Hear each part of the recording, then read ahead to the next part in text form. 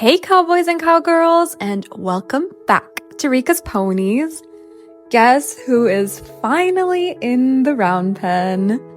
Now, just as I had mentioned last video, the issue with catching this little palomino was never really the palomino. Yeah, he was anxious and scared, but he would let me approach him for pats and everything. The issue was his little mule friend that he would keep hiding behind. So, we ended up separating them. Sadly, I could not film it because I was busy running through the fields trying to chase the mule out of there. I typically don't really like working that way with pressure and, chasing a horse, well, a mule in this case, but I really was not making much progress. After 1.5, almost 2 weeks, the most they would do was let me approach them and follow me a little bit. But the second I brought out a lead rope on my hip or even just in my hand, the mule would know exactly what was coming and would run off. So we had to separate them. After we managed to chase the mule into a bit of a smaller field and close the field off, the palomino was restless. He was at the fence, he was whinnying, he was really tense, and I honestly felt really terrible. I do not like separating bonded pairs. They were really, really good friends, and I do hope to reunite them soon. I gave the palomino quite a bit of time to calm down, to breathe, to realize that his friend is still close. There is just a fence between them now. After a couple of minutes, I gently approached him, stopped a couple of meters away from him, and just crouched down. I gave him the choice to show me whether he was ready or not. And he was. He walked up to me, snorted and breathed deeply, exhaling softly, and let me slip the halter right on. We then went out the gate and into the round pen where he is currently staying. All right, enough backstory. Let's talk about what I'm currently doing.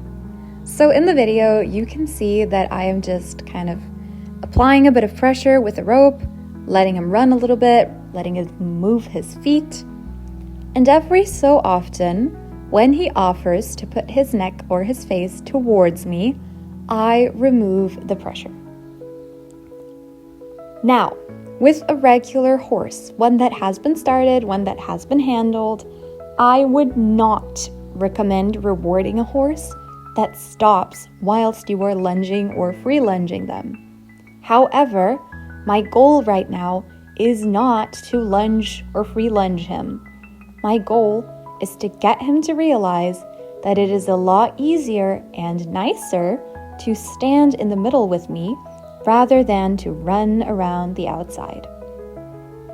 This is his first real time being worked in a round pen, and technically my original goal was to just walk in there, slip a halter on, and, walk outside to do some proper work. But I may have overestimated his trust in the halter. To be fair, his last experience with the halter was being caught and separated from his friend. So, yeah, it's not really surprising that he is not my greatest fan right now. As you can see, he turned away. And because he does not want to walk with me, we are going to do a little bit more work. I'm going to do a quick switch so he runs on the other side as well. Equal movement on both legs. Well, both sides. He has a lot more than just 2 legs. And as you can see, just adding a little bit more pressure, a little bit more speed. Now you can't really hear it because I've muted the audio because the audio is really terrible of the video. But he is responding amazingly to different voice cues. To whoa for slowing down and stopping, to clucking for trot, and to kisses for a nice canter. He really, really, really is amazing, and his movement is beautiful, even if he does tuck in his hind quarters a little bit. It's a little bit silly to keep calling him the palomino, though, because we have finally chosen a name. Now, technically, he does have a name. It's just that nobody remembers it, not even his owner. So, that's not a great starting point. I was really thinking about names. We kind of have a food theme at the ranch. So we have a horse named Mortadella. We have a different one named Paçoca, which is a Brazilian sweet treat. And I was thinking maybe something like Manteiga, which is margarine because he's yellow. But I don't know. It just didn't feel right. It didn't fit him. One of the other people at the barn had suggested doce de leite, which is a kind of caramelly, delicious sweet treat. But it doesn't suit him. I don't know, doce de leite would be amazing for a darker chestnut mare maybe, but not for him. Then I thought back to a conversation that the daughter of the barn owner and I had whilst she was helping me out with separating the mule and the little palomino gelding. She had looked at me and she had asked me if I know a TV show called Heartland because I reminded her of the main character. Truthfully, I nearly started sobbing. I watched the first episode of Heartland 11 years ago when I was still in Germany, sitting on the couch next to my mom.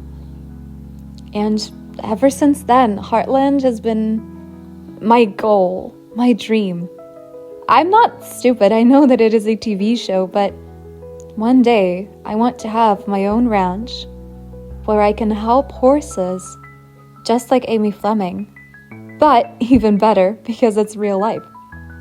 So you can imagine how being compared to Amy made my world a million shades brighter. After we had brought him into the round pen, I mentioned to her how technically we really need to find a name for him. And we settled on Champ, just like Tim Fleming's horse in Heartland.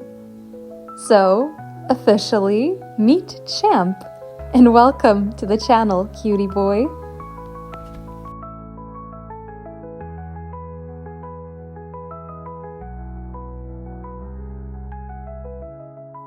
Now, why am I standing in the corner just kind of checking my phone here? Simple. I am completely removing pressure. I was noticing that each and every approach from me towards Champ was causing pressure. Not the voice commands, not the rope, just me. So I removed myself from the situation for a couple of seconds and let him think. When he turned his head towards me and snorted, I realized, okay, I can try approaching now. I approached really, really slowly, kept watching his body language, let him smell me, did not punish him for pulling away. Just slowly and carefully reminding him that I'm not the mean lead rope lady, and I'm also not the mean chase you around the round pen lady. I can be nice. I can give you lots of pats and treats. He seemed to have gotten it, even though you can clearly tell by his body language he is still quite tense and quite unhappy. So I just walk away again. Just give him the opportunity to settle down, to breathe. If he wants to come to me, he can come to me. If he wants to stay back there, he can stay back there. And you can see he's thinking about it. But there's just so many distractions and so much tension that he does not really want to come to the middle. Now, I am sure if I had brought some treats for some, bribery, that he would have come to the middle with me. But as much as I love working with treats, you cannot bribe a horse to love or trust you. Right here, I'm just walking all around him, just making sure that he knows I can and I will be everywhere. Not always in his field of view, sometimes left, sometimes right, Now, do not do this, people, with a horse that you have not trained and you have not worked with, and especially a horse that you do not trust. Walking behind a horse is dangerous. Yeah, you can see there, I approached him with the lead rope, tried to slip it around his neck, and he did not like that. So I just approached again, added a little bit of pressure. I don't want him to run, I just want him to let me near his face again. This is a bit of a mistake. I should have pulled back in this moment and just let him think, let him settle. This kind of, impatience that I show a little bit is not good. Bad, bad, bad, bad. I should have let him think, I should have let him settle and tried again.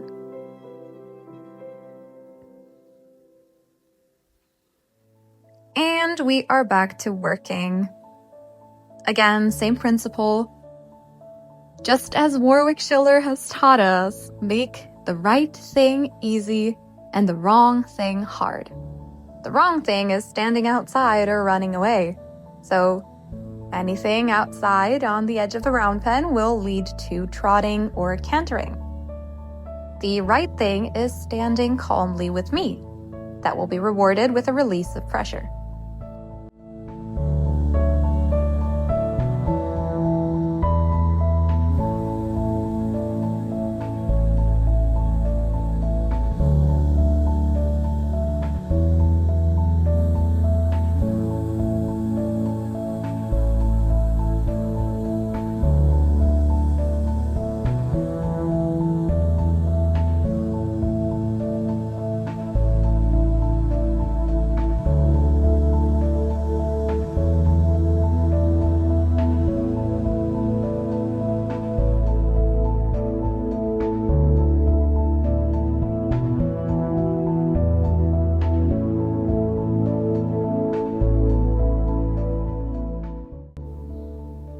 And it worked. You can see he is watching, he is tense, but he is letting me touch him. He seems a little bit interested in the ground. Maybe there's some grass, maybe there's some food.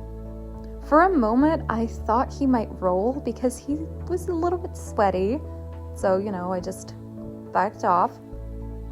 Now this approach at me with the pinned ears was not okay and was not good, and I should definitely have corrected him. You can see right here, he's like, "Don't come near me, don't touch me, I'm mad at you." So, back to square one. Make the right thing easy and the wrong thing hard. We're gonna move our legs again, we're gonna keep going, we're gonna trot a bit more. And you can really, really in the trot see the tension in his body, the way that his back moves, the way that his hindquarters move. He is one tense little boy, just doing a switch in directions.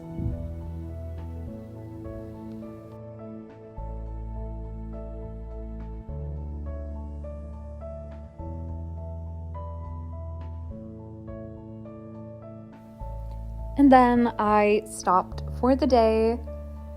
Well, at least that was my plan. But I ended up just leaving to hang out with the guys and chat for half an hour.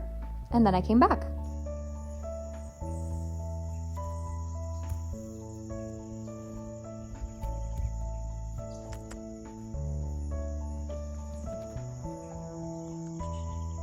Oh goodness. That's something we're gonna have to take care of. So yeah, after a bit of a break, I came back, and my plan wasn't even to work with him, but he was offering so nicely to just come with me that I ended up slipping on the head collar, and he just let me. I did some body work, just touching him everywhere, petting him everywhere, as you saw in the last clip, and that's where I saw the mountain of ticks in his right ear. I knew then and there that I would have to put some venom, some medicine in that ear, but that's not an option here in the round pen since it's pretty far away from the barn, and I would probably need help with that. So we have to be okay with a head collar. So I slipped it on, gave him a break, and put it back off. Then I put it back on, give him a break, take it back off. Same thing on the other side. Slip it around his neck, over his ears. Make sure that he realizes this is not a dangerous thing. This is not going to hurt him.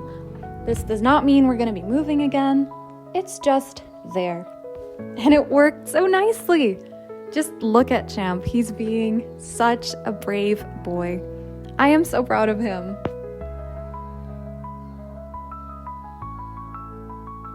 And that was where we did end the training for today. We did end up leaving the round pen the next day just to put in the venom on his ears, to give him a bit of a medicine, just to make sure that he doesn't get anything from the ticks, and just so he gets used to being led around a little bit. And that was it. That was the training for this weekend. It really does not seem like a lot, but with young horses, especially with anxious ones, you just have to take your time. And that's what I'm going to be doing. So thank y'all so much for watching. I hope you enjoyed this. I hope you'll stick around for Champ's journey, and I will see you next time.